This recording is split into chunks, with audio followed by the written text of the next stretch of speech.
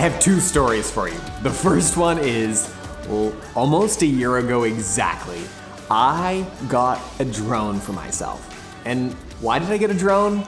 I got a drone because, well, one, I think drones are awesome and they're cool, but more importantly to the story, I thought getting a drone would just like change everything. If I could just get a drone, if I could get some like city shots from the sky, then that would just change my videos. That would change everything. And that was just the piece I was missing. If I just got a drone, everything would change. And I got a drone. I got one of those little tiny ones, 250 grams, so I could fly it without a license. And I got the like fly more combo, you know, so I could have extra batteries and fly it for the extra long time that I was going to do that for. And I never touched the thing.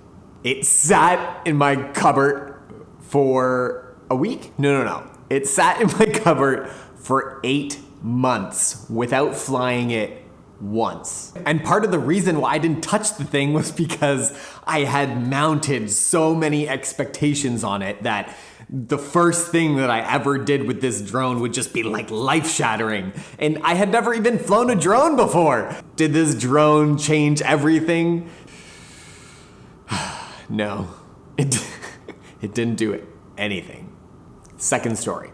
In a plan of growing our wedding business, Ali and I talked about, doing this shoot in Utah. It was expensive. We were hoping it would bring some specific results for us, but it definitely wasn't a quick fix. It took a lot of work. Did this shoot change anything? Yeah, it actually was awesome and did a lot for us. I told you these two stories because I think it's easy to think that once you have the piece of equipment, once you have the drone, once you have whatever it is, then like everything will change. But it's not true.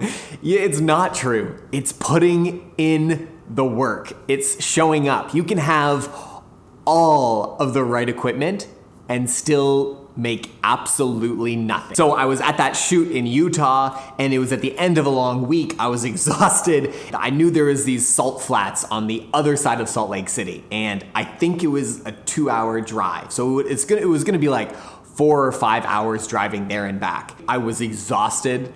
I wanted to stay in the hotel and order a pizza and relax.